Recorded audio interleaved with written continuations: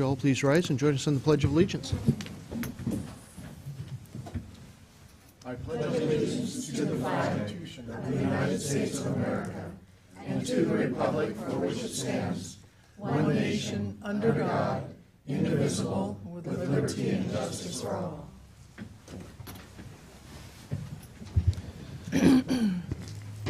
Thank you. Rose, could you call the roll, please? Councilmember Boger. Here. Councilmember Plinsky. Here. Councilmember Greenlee. Here. Councilmember Lindsay. Here. Councilmember McDaniel. Here. Councilmember Shoemaker. Here. Councilmember Freeman. Here. Thank you, Rose. We did, the council did meet just prior to this meeting, starting at 5 o'clock for a workshop meeting today. Items that were discussed during that, we had a short discussion with a representative to the Regional Transportation Council. We discussed a CDBG grant application for 2014. We also discussed some utility ordinance changes. It also went through the third quarter update, financial update, and our 2014 preliminary budget. In regards to amendments to the agenda, that last item will negate our need for our new business on this evening's agenda, the third quarter update, the 2014 budget presentation, as it was all covered into the workshop. We'll also be adding an executive session to the end of the agenda after council member comments. Item number 11, dealing with litigation and labor negotiations. I would estimate it's probably going to take 30 minutes with no action anticipated afterwards. Council, are there any other amendments to the agenda? Okay, seeing none, we're at that first opportunity for any members of the public that would like to address council to do so. Margaret?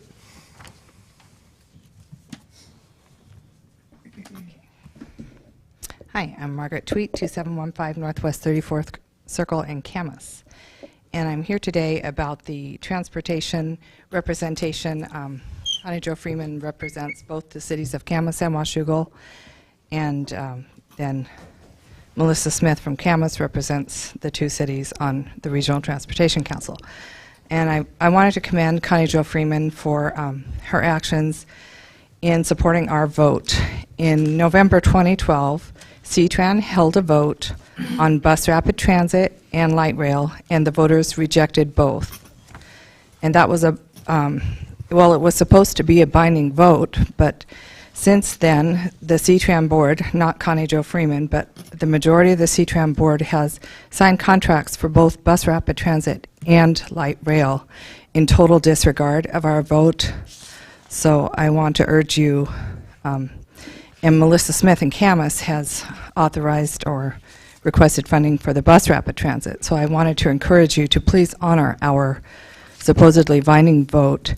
And I also had some more information on the bus rapid transit. This is a graph showing the current needs and the 2035 needs. So there's no reason to rush on these contracts. I know the contractors are eager to get them signed and the millions of dollars flowing to them. Nevertheless, this data, their own data, shows there's no pressing need for either bus rapid transit or light rail. So I urge you to reject these hasty contracts committing us to millions that are not even based on current needs and questionable. The 2035, there has been information in the Willamette Weekly showing their traffic projections are completely exaggerated, and that traffic is lower today on I-5 than it was when they started studying it in 2005. We certainly don't need light rail, and light rail doesn't carry freight, and that's supposedly one of the problems they're trying to fix.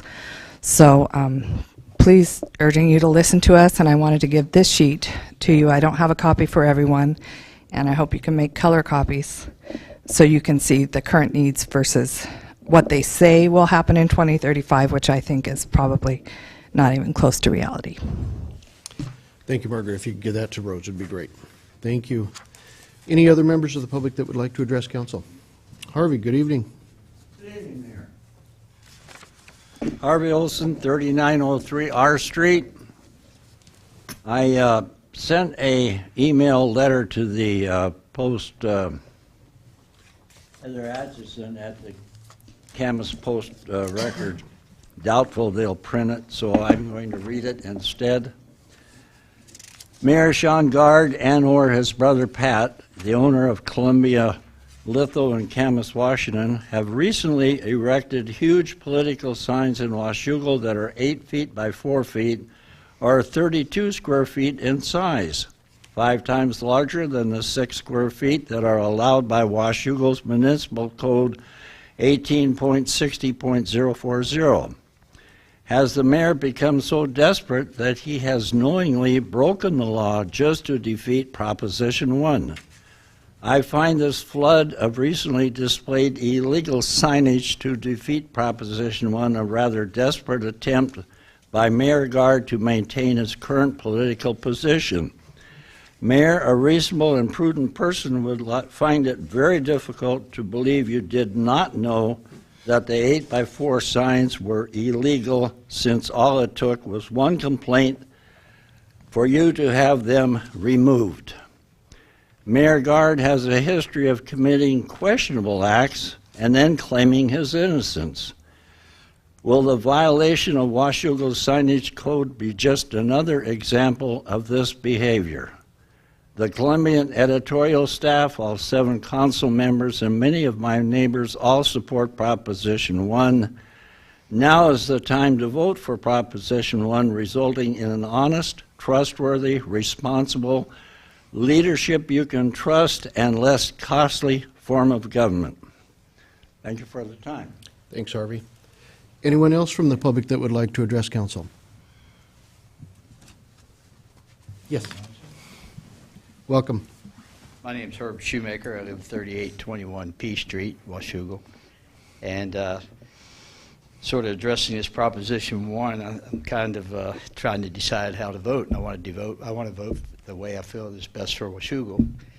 And could I ask a question? What is the Washougal City's financial status now? Are we red or in the black?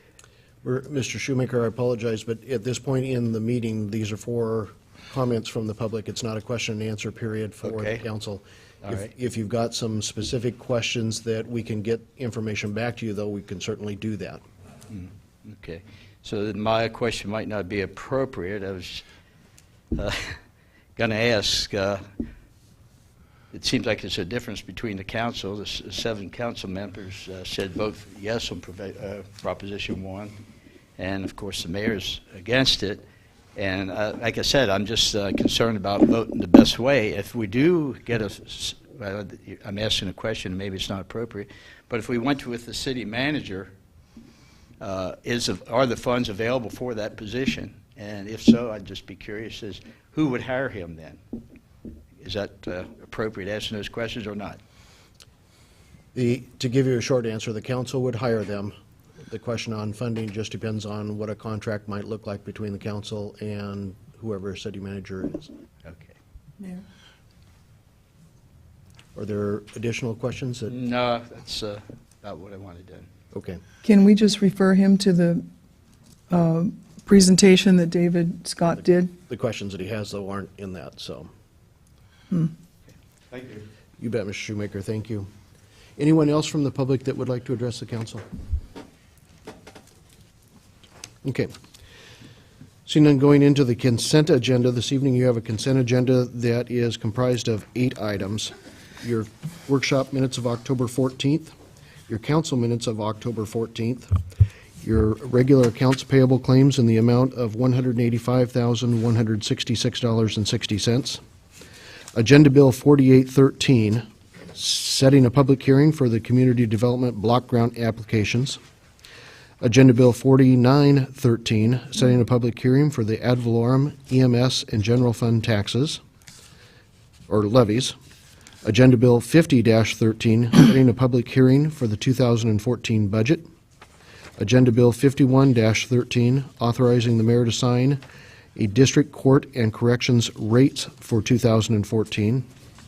And Agenda Bill 5213, authorizing the mayor to sign a contract with SunGuard to upgrade our computer software. Council? Mr. Mayor, I would ask unanimous consent to approve consent agenda items A, B, C, D, E, and F, and I would like to discuss G and H separately. Any other items? Okay, hearing no objection, A, B, C, D, E, and F are approved. Item number G, authorization to sign the district court and corrections rates for 2014. I just had a question. Maybe the chief can answer it, or Well, let's go ahead and let Jennifer bring the item on. we could do this much quicker. We have the city and Clark County have an interlocal agreement to allow the county to provide the city judicial services. How funny. That doesn't read right. So essentially, we have an agreement with the county, and we update the rates annually for the costs of those services, such as probation, jail time, and our annual reimbursement that we pay to the district court for their services. And this is just an annual addendum to adjust those rates accordingly. So the recommended action is to authorize the mayor to sign. Now, in order to ask my question, I'll move that we approve it. Second. Got a motion and a second to authorize the mayor to sign the attached addendum. So, Council discussion? so my question is, in any sense, are these rates negotiable, or is this something that the county tells us what the number is and that's the way that it is?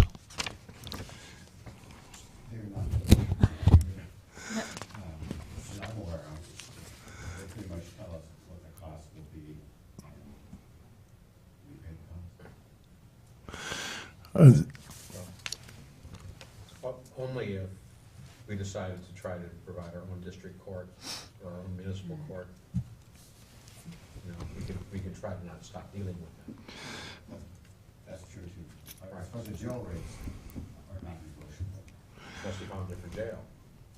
And you can't That was my second question, is I presume that we use Skamania County for the cheaper rate whenever possible. Correct. Thank you. Any other questions? Okay, I've got a motion and a second to authorize the mayor to sign the attached addendum. All those in favor? Aye. Opposed? Motion carries. Agenda Bill 5213, a contract to upgrade the current computer system, SunGuard HTE. Jennifer. Thank you. In 2008, the city implemented the current software program, HTE/SunGuard, and we have not upgraded the software since. The contract that was included in the packet will upgrade our existing system. It fixes several glitches and bugs that we've been kind of working around due to not having the most updated software package. It'll be state-of-the-art browser-based technology. It'll provide the ability to upload and download to and from Excel, which will save tremendous amounts of time for presentations.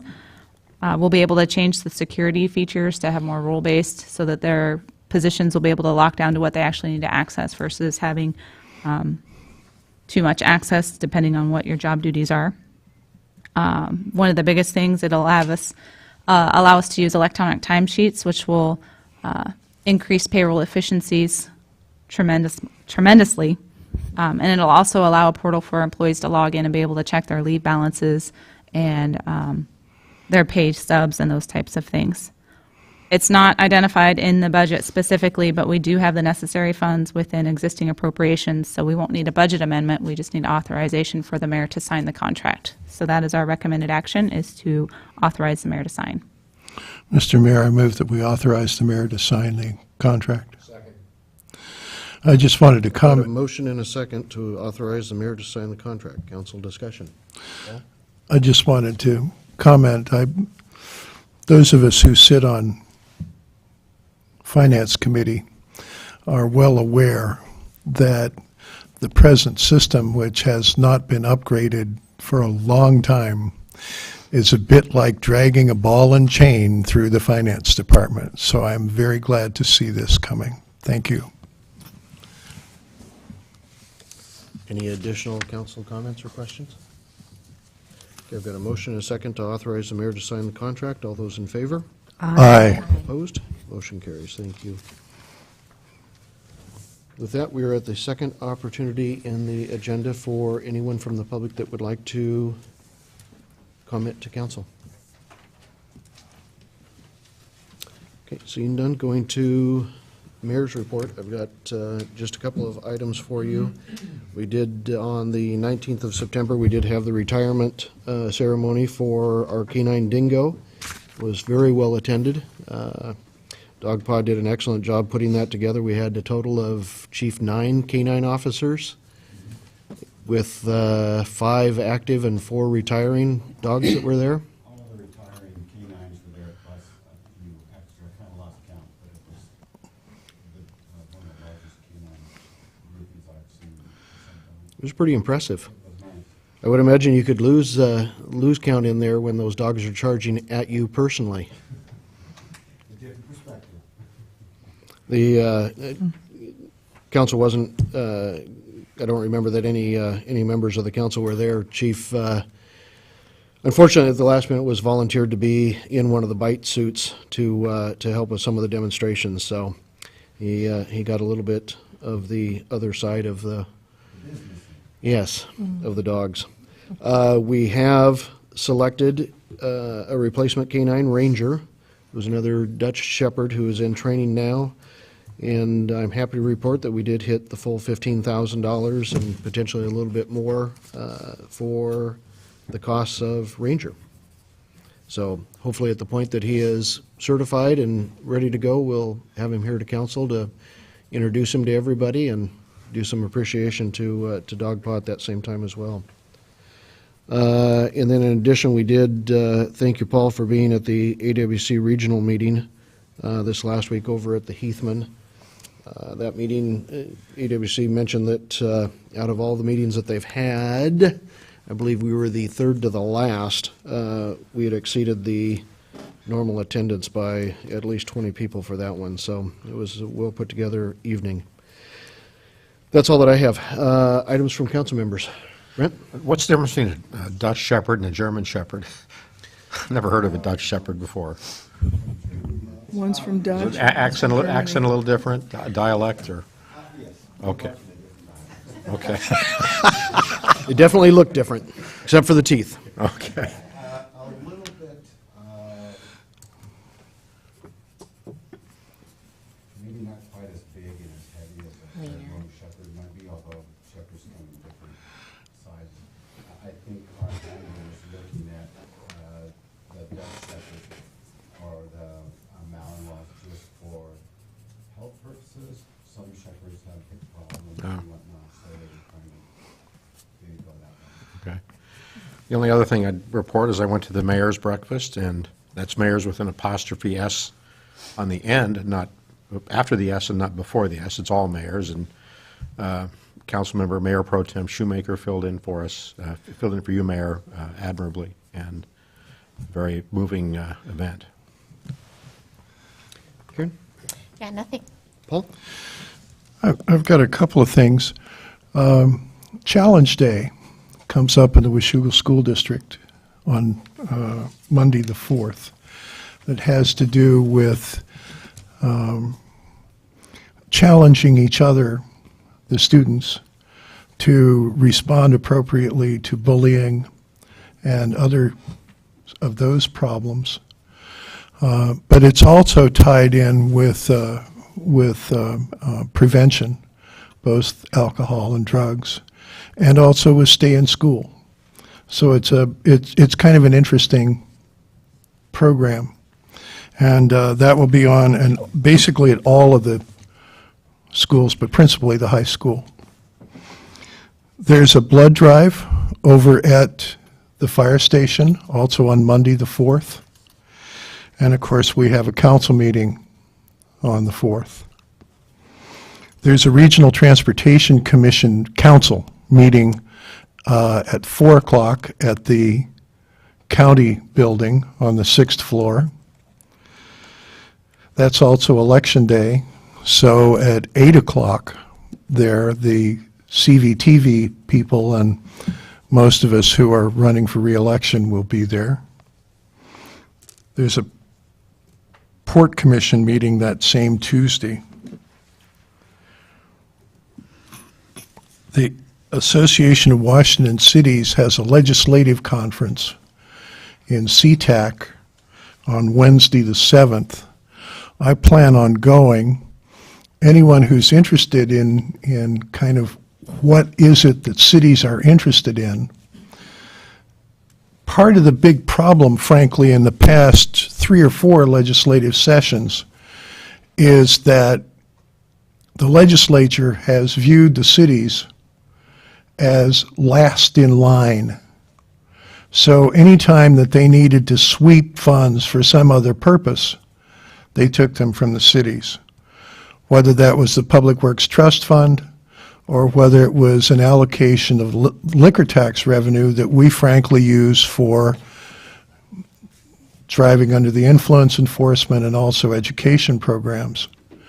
There are a number of other pieces of the city budget that depend on shared revenue from the state. And increasingly, the legislature has swept those funds, and it leaves cities in a very difficult position. Transportation is one issue. Not only, I mean, if you look at the transportation plan for Washougal, we need a different access system, whether it's interchanges or what, at River Road and 14, at either 27th and 32nd and 14. We need an overhead railroad crossing over the tracks somewhere between 27th and 32nd, and we need to significantly widen 32nd Street and Stiles Road to get up the hill into the northeast corner of the city, which is where especially our employment growth is planned for the next 2 decades. Those funds are no longer available. There's no money available anymore for pavement, for maintenance of the pavement. Now, it's a problem because it costs tens of thousands of dollars a mile to maintain pavement. It costs millions and millions if you have to completely dig it up and start over. So if you maintain the pavement, you save a lot of money over the long run. And presumably, both the city and the state are going to be here over the long run. So the Association of Washington Cities Legislative Conference puts together a legislative agenda which we will then lobby with the legislature.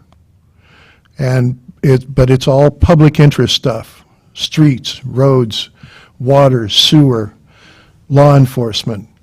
One of the big issues for us, frankly, is the legalization of marijuana. The state is going to take a 25% tax at each level: production, processing, and sale. None of that goes to the cities. And on the other hand, we're the ones with the enforcement problem. So that kind of thing needs to be rectified. That's where the original liquor sharing came from, is the recognition that many of the problems that are associated with the sale of liquor in the state of Washington, that the incidence or the impact is really at the city and the county level, and that we really need funding to support law enforcement, education, and the other techniques that we have to ameliorate those problems. So in my mind, going up and participating in that legislative conference is a big deal. Frankly, the cities are tired of being the last in line. Well over half, close to 3/4 of the population of the state of Washington live in cities. And so it's important. Then I also wanted to mention, of course, that we have a town hall coming up on the 9th of November Do we know where that is? I'm hoping that this is going to get all wrapped up well enough that we can be here. Okay, so on the 11th of November, which is a Saturday, from 9 in the morning until noon, here in City Hall, we will have a town hall on budget. What is the city budget? What does it look like? What parts of it are absolutely required or mandatory? And what parts can we jigger around with? That's all I have on my list. Joyce? Nothing, thank you. Jennifer? Yes, I also attended the Mayor's Prayer Breakfast. It was excellent this year, a very inspirational speaker. And I attended, as I do twice a month, the school board meeting as the liaison from the council. And it was very special because there was a swearing-in ceremony of a new appointed board member, Jocelyn Lindsay. She's the newest, our newest Washougal School District's board member. That's my And daughter. Yes, that is Councilwoman Lindsay's daughter. So, and the other big thing on the agenda is a levy, a maintenance and operations levy that'll be coming up in this spring in February. They're forming a PAC, so if anyone's interested in being involved in that, I can put you in touch with the coordinator of the levy PAC. And that's it. Thanks. David? 3 items. First of all, thank you, Mr. Mayor, for the opportunity to stand in for you at the prayer breakfast. Thank you for doing that. Gave me a chance to associate with some really good people. Second item, I'll be gone for a week beginning tomorrow, and I'll be back in time for the next council meeting on the 4th of November. I'll be at my 50th college reunion, and that required some consultation between the mayor and me tonight, because as the mayor pro tem, I normally stand in for him if he's out of town or otherwise unable to perform his duties. I won't be available for that. The next one up on the line of succession is the chair of the Public Safety Committee. I currently hold that position too. So since Dingo retired, Paul is going to fall on you as a senior council member. Just a heads up. Thank you. Last item on a personal note, 35 months ago, I mentioned to a different council at that point that I was taking up flying again, and that people might well want to stay off of their roofs until I reacquired some of my flying skills. I can now report to you that as of the 17th of October, my commercial pilot's license is current for the first time in 39 and a half years. And then on the 24th of October, I passed the check ride to become a Civil Air Patrol pilot with the hope of flying mercy missions where we deliver medical personnel and hearts, lungs, eyes, whatever needs to be carried into areas where there is not usually commercial service and they need to get it there in a hurry. So the point of all this was to tell you that life does not end with retirement. Life begins with retirement. It does change focus, however. The focus changes from doing what you have to do to make a living to doing what you dadgum well want to do. And it's great. Thank you, Mr. Mayor. Connie Jo? Congratulations, proud of you. I want to be that when I grow up. Well, okay, I'm not going to fly, never mind on that one. You got lots of time. We did have a discussion about that, didn't we? I want to talk to my colleagues about something that I experienced and witnessed tonight. I didn't think about saying it at the workshop, which is where something happened that I was not pleased with, and so I don't have my mic on, but now I do. I just know that we are colleagues, and we have, I don't know if it's a code or an ordinance or whatever it is, but we have agreed to treat one another with respect. And I know we would do that for our public when the public comes to make comments. And I saw something during the workshop when one of the public speakers was at the mic that was disruptive and could have been misconstrued as rude because someone leaned over and started talking about what the person up at the mic was talking about. It distracted me because I was looking at the other at my council member.